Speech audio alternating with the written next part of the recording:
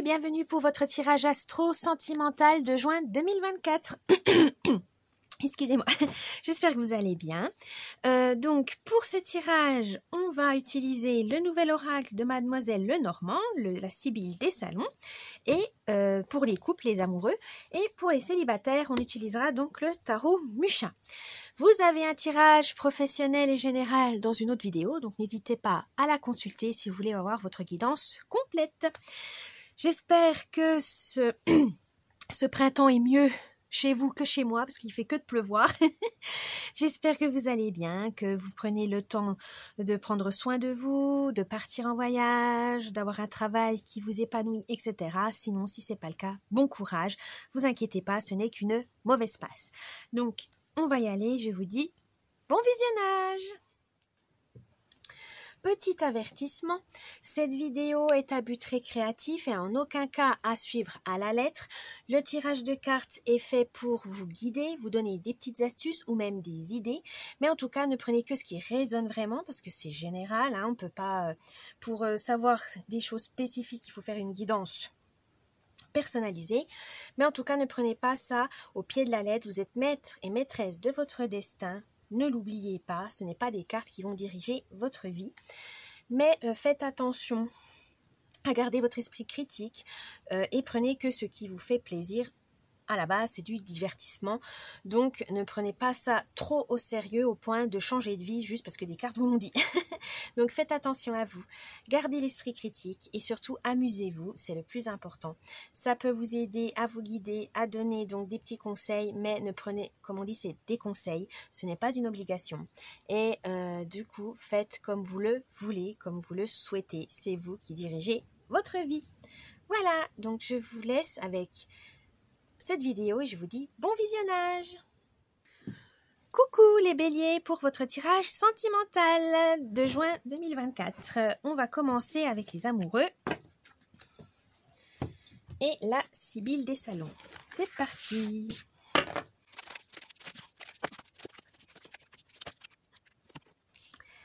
Alors, je vous explique le tirage. Donc, l'humeur, l'ambiance du mois, vos forces, vos faiblesses, le conseil et la surprise. C'est parti pour les amoureux béliers. Espérance pour l'humeur, l'ambiance du mois. Alors, ça veut tout simplement dire garder espoir. Voilà, peut-être qu'en ce moment, c'est un peu tendu entre vous et votre chéri. Voilà, il y a peut-être la routine qui est rentrée en compte. Il y a peut-être des soucis d'argent. Il y a peut-être, voilà, mais ne perdez pas confiance. C'est juste une mauvaise passe, mais ça va aller. Il y aura de la réconciliation quand même. Donc, ne vous inquiétez pas. Voilà, ne paniquez pas surtout. Ne doutez pas. Ce n'est qu'une mauvaise passade. Et voilà, soyez patient. Attendez que la tempête passe. Vous avez le 3 de trèfle. Le 3 de trèfle veut dire que voilà, faites preuve de discrétion. Laissez peut-être votre partenaire respirer. Il a peut-être plus, voilà, vous l'étouffez peut-être ou quoi que ce soit. Il vous l'a fait bien comprendre et ça vous a un peu déstabilisé.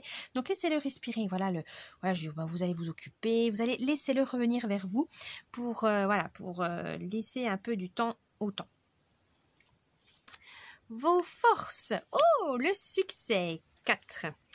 Alors, tout simplement, votre force, c'est que vous voyez toujours le verre à moitié plein, en amour. En tout cas, les béliers, vous aimez prendre soin de votre partenaire, vous avez envie d'aller plus loin, de le chouchouter, de le dorloter, de faire des choses de voir des choses en grand. Voilà, vous vous projetez beaucoup. C'est un signe de bonheur pour vous. Donc, c'est vrai qu'il faut faire attention de ne pas effrayer votre moitié parce que, voilà, vous êtes du genre à déjà vous voir marié avec des enfants et tout. Vous aimez, voilà, vous avez des plans sur la comète. Mais vous, ça vous fait avancer. Voilà, parce que vous, c'est ça votre force, c'est que vous avez, voilà, si vous, de toute façon, si c'est la bonne personne, vous le sentez tout de suite et vous vous posez plus de questions, vous doutez plus. Voilà, c'est naturel, c'est fluide, c'est une évidence pour vous que ça soit cette personne-là avec qui vous allez vous marier, faire votre vie, avoir des enfants, voyager, bref. Pour vous, c'est évident. Mais votre chéri, c'est peut-être pas la même chose. Il a peut-être pas le même rythme que vous. Il dit, ah bon, toi tu penses déjà au mariage? Oh non, on a le temps. Oh, mais toi tu veux des enfants. Donc attention à ne pas effrayer votre partenaire. Mais vous avez le 10 de trèfle. Le 10 de trèfle, c'est la prospérité, c'est l'abondance, c'est le bonheur et le lâcher prise. Donc surtout, arrêtez de tout prévoir tout seul. Vous êtes à 2 maintenant, donc voilà, ne n'effrayez pas. Soyez enthousiaste, c'est bien, mais laissez la place à l'autre. Votre faiblesse. Oh, 36, maison de ville.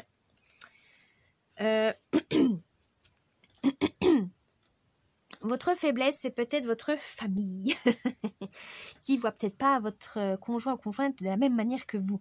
Vous, quand vous êtes amoureux, voilà, vous allez à fond, hein, vous êtes, voilà, c'est tout ou rien, voilà, les béliers. Et votre famille, des fois, dit, hey, fais attention quand même, hein, non, t'es sûr que c'est la bonne personne?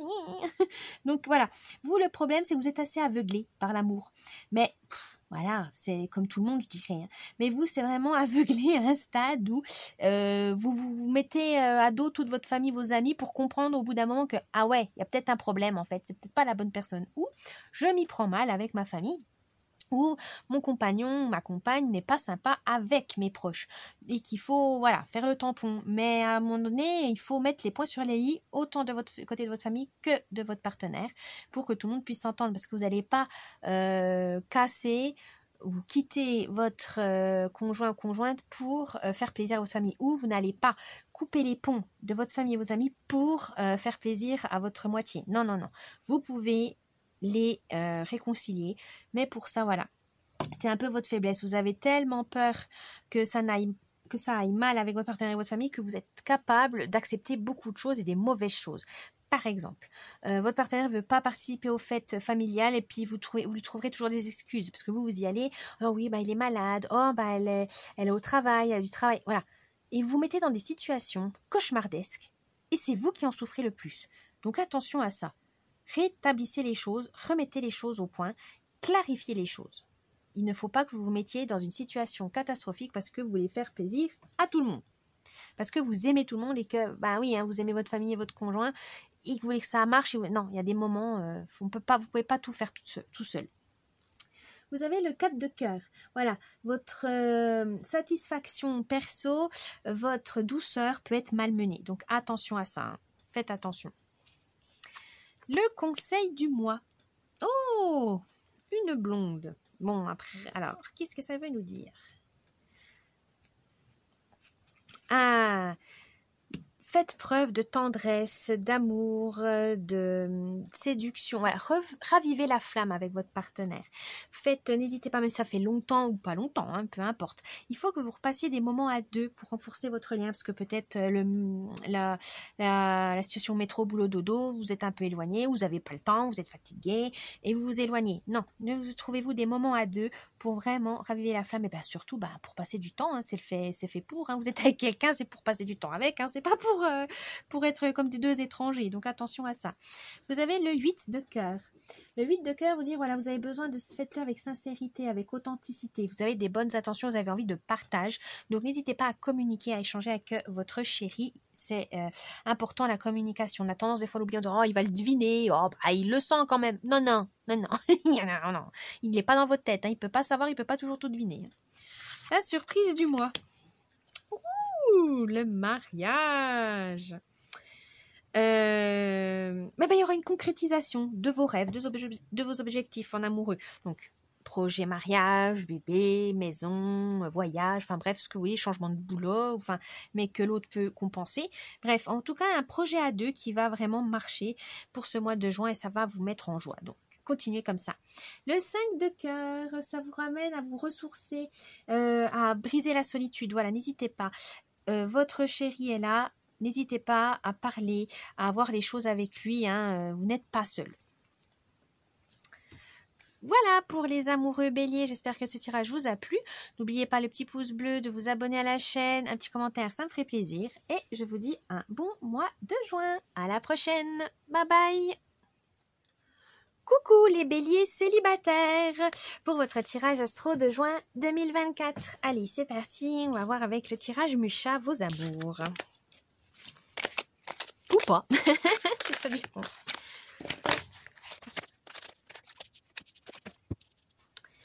Alors, je vais vous expliquer le tirage, l'humeur, l'ambiance du mois, vos forces, vos faiblesses, le conseil et la surprise du mois. C'est parti pour les célibataires béliers.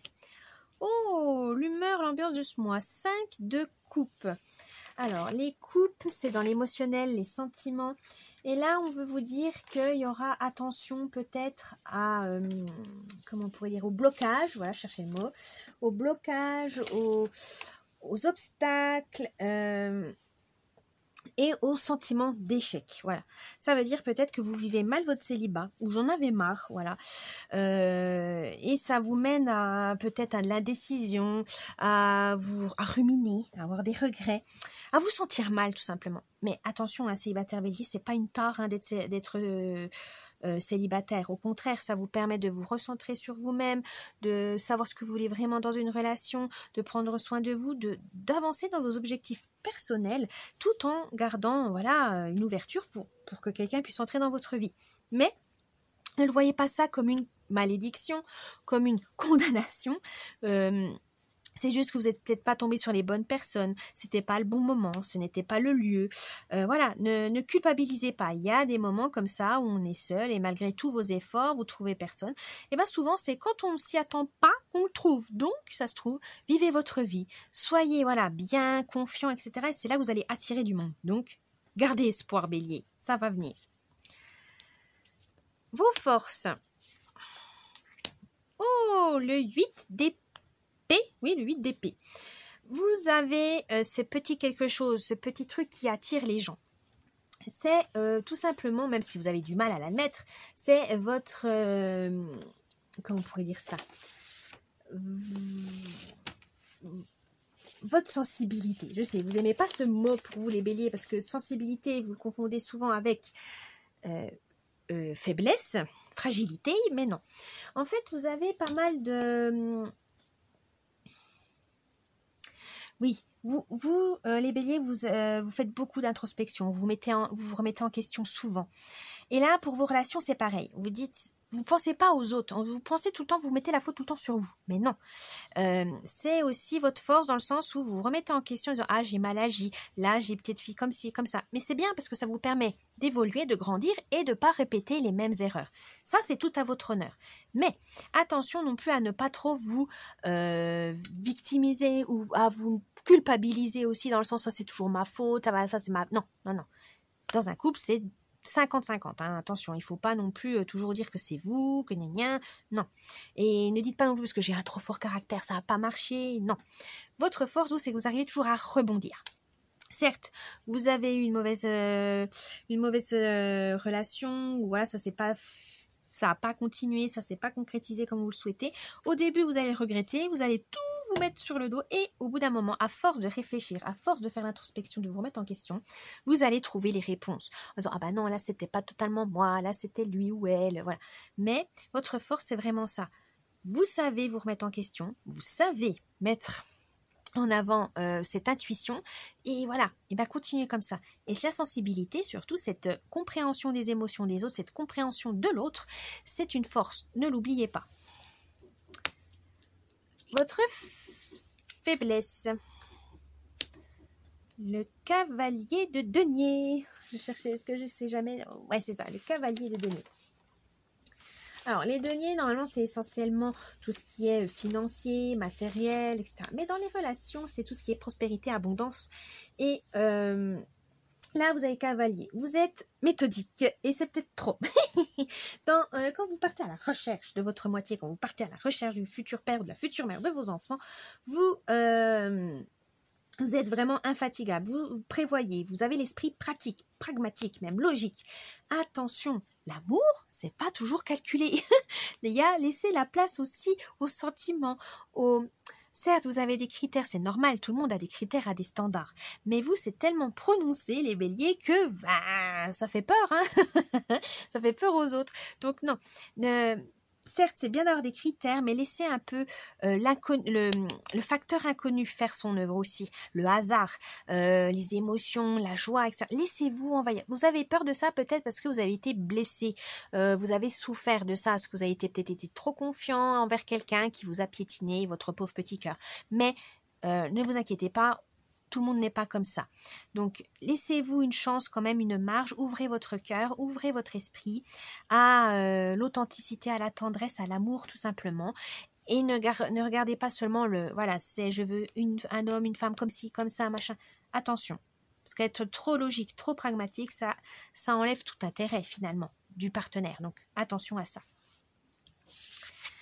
Le conseil, oh, vous avez l'arcane majeur de, alors si je me trompe pas, c'est la tempérance. Ouh, c'est bon. Je regardais là, ouais, c'est ça, la tempérance. Le conseil du mois, pardon, c'est prenez soin de vous. Que ça soit physiquement, mentalement. Séduisez-vous. Voilà, c'est ça aussi qu'on veut dire célibataire. Aimez-vous dans le sens où vous êtes capable de trouver quelqu'un. Mais avant ça, pour ne pas tomber sur des mauvaises personnes, il faut que vous vous aimez. C'est bête de dire comme ça, parce qu'on dit tout le temps, bah non, mais quand on tombe amoureux, c'est de l'autre personne, on veut... Non, il faut plaire, il faut séduire. Mais la première personne à convaincre, c'est vous-même. Sentez-vous beau, belle, prenez soin de vous, allez vous balader, mangez ce que vous voulez, allez voir des amis. Voilà, il faut être bien dans sa peau. C'est toujours comme ça. C'est quand vous y attendez le moins que vous le trouvez. Mais quand on dit ça, ça veut dire c'est quand vous vous sentez bien dans votre peau, dans votre tête, que vous êtes plus ouvert à la rencontre, plus serein aussi. Et donc, vous allez rencontrer les personnes qu'il vous faut. Mais pour ça, il faut vous aimer tout simplement. Et c'est pas facile, des fois qu'on n'aime pas son corps, quand on n'aime pas les pensées négatives qu'on a en soi. Donc, faites-vous aider si vous avez besoin, voilà, un psy, un psychiatre ou même vos amis, votre famille. Et écrivez aussi, voilà, il y a des méthodes. Si vous voulez pas, voilà, des carnets, des journaux intimes, filmez-vous. Bref, il y a tellement de moyens pour prendre soin de vous, pour guérir d'abord vous, peut-être guérir votre cœur aussi, parce qu'il a été malmené, il faut qu'il se repose, c'est pas grave, ne vous mettez pas la pression, voilà, c'est ça qu'on veut vous dire. Et la surprise du mois. Ah, la 7 de coupe. Eh ben, vous aurez trop de choix. Et comme on dit, le choix tue le choix. Donc attention. Vous aurez beaucoup de projections, vous aurez beaucoup d'illusions. Voilà, parce que vous avez des critères assez. Et là, on vous dit, prends le temps, ne te précipite pas. Regarde vraiment ce que tu veux vraiment. Arrête de toujours dire je veux ci, je veux ça, et finalement, voilà. Non. Être ambitieux, c'est bien, mais il faut être soi-même avant tout. Soyez vous-même. Arrêtez de vous voiler la face peut-être pour faire plaisir à votre famille, faire plaisir à la société, etc. Non, pensez à vous. Quand on se met en couple avec quelqu'un ou en relation avec une personne, avant tout, c'est pour vous. Ne faites pas ça parce que il plairait à mes parents, il correspond à mon critère, nanana, hop, voilà. Non. Prenez le tout, prenez le temps à la rencontre, d'examiner, de partir à découvert de cette personne pour être sûr de votre choix.